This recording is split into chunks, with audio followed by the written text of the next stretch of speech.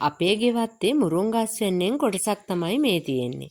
මේ කරල් ටික නම් හොඳට පැහිලා.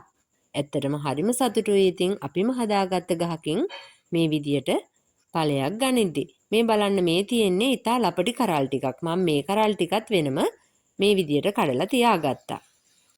දැන් අපි බලමු මේ ලපටි කරල් ටික භාවිතා කරලා කොහොමද රසම රස වෑංජනයක් සකස් කරගන්නේ කියලා. ඉතින් මේ මුරුංග කරල් ටික ගොඩක් ලපටි වෙන්න ඕන. අපි පිහියක් භාවිතා කරන්නේ නැහැ. අපි ඇඟිලි දෙකින් තමයි අපි මේක කඩා ගන්න ඕන අර බොංචි කඩනවා වගේ.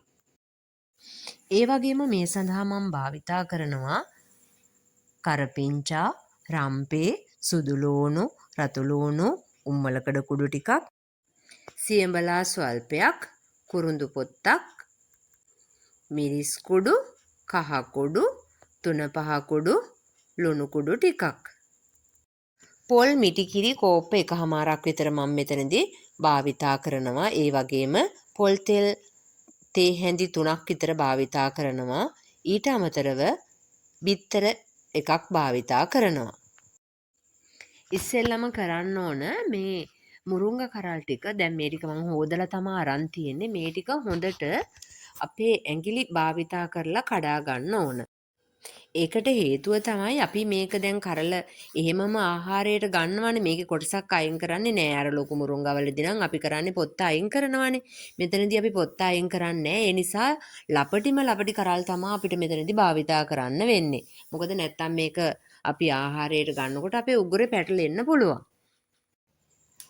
ඒ නිසා මේක අදද්දි හොඳට මේ විදියට අපි කඩා ගන්න ඕන. බලන්න මේ ආකාරයට අපිට හොඳට මේක අතින් කඩා ගන්න පුළුවන් මේ විදියට.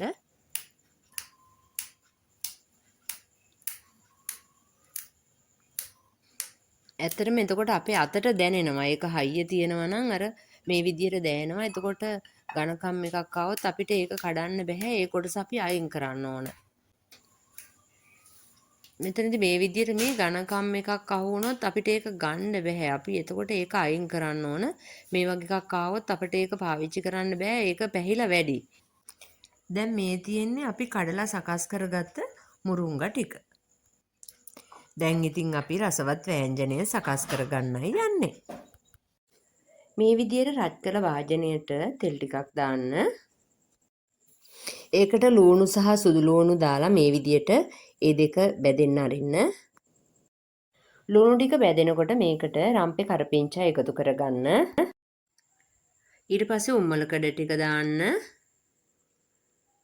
සියඹලා ටික එකතු කරන්න.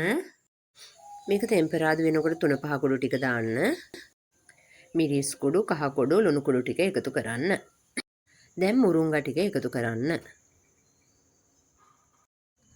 මේක ඊට පස්සේ හොඳින් කලවම් කරන්න. විනාඩි 2ක් විතර තිබ්බට පස්සේ මේකේ තෙල් ගතිය හිඳෙනවා. මේක මේ විදිහට තැම්බෙන්න අරින්න. අපි මේක වහන්නේ නැහැ. මොකද වැහුවොත් අර කොළ පාට ටිකක් අඩු වෙන නිසා මේක කොළ පාට තියෙන්න ඕනේ. ඊට පස්සේ මේක තැම්බිලා මදි නම් ඔයාට පුළුවන් මේකට දියකිරි ස්වල්පයක් එකතු කරන්න. දියකිරි ටික හිඳුනට පස්සේ මේ විදිහට මිටි කිරි ටික එකතු කරලා හොඳින් කලවම් කරන්න.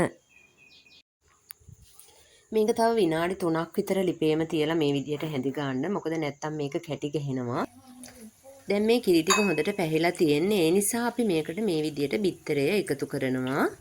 බිත්තරය මේකට දැම්මට පස්සේ හොඳට ඒක අර හැම තැනටම මිශ්‍ර වෙන විදිහට කලවම් කරන්න ඕන. මෙන්න මේ විදිහට මේක කලවම් කරන්න.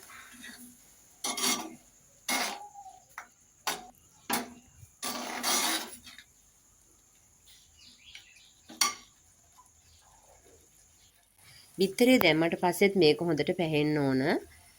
ඒත් එක්ක මේක හොඳට හැඳි ගන්න ඕන. මොකද හැඳි ගාලා හදන හොද්ද තමයි රහයි කියලා අපි අහලා තියෙනවනේ. ඒ වගේ මේක නැත්තම් අපිට අර තැන් තැන් වල කැටි කැටි තියෙනවා. එහෙම වුණාම මේක අර රස නැහැ. මේක හැම විදියටම හැමතැනම රසට තියෙන නම් මේ විදියට මේක හැඳි ගාලා සකස් කරගන්න ඕන.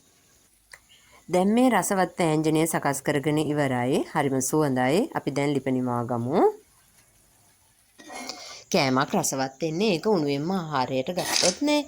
ඉතින් අපි මේ සූදානම් වෙන්නේ අපේ රෑ කෑමට අපි මේ සකස් කරගත්ත වෑංජනය එකතු කරගන්නයි. ඉතින් ඔයා හිතුවද මේ විදියට මුරුංග පොත්තත් එක්කම කෑමට ගන්න පුළුවන් කියලා? බලන්නකෝ මේ විදියට හදලා. ඉතින් ඔයා මේකට කැමති නම් මගේ channel එකත් subscribe කරලා like එකකුත් දාගෙන යන්න.